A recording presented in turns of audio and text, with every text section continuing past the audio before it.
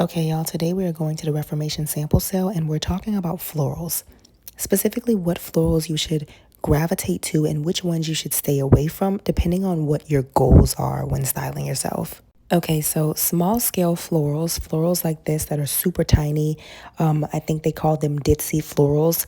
Florals with no negative space tend to look more junior, and for me, they tend to look less expensive.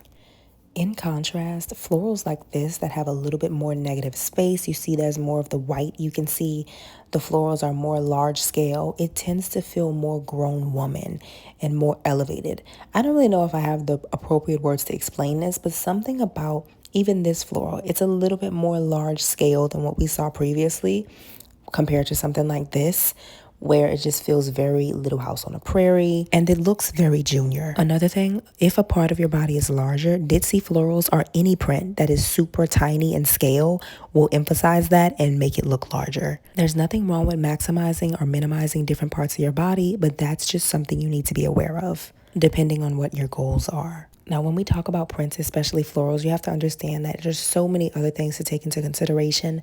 Color, the silhouette of the piece that you're wearing, is there a texture involved? All of those things are going to make a difference. This one's a really good example. These are really tiny florals, but there is a lot of negative space here.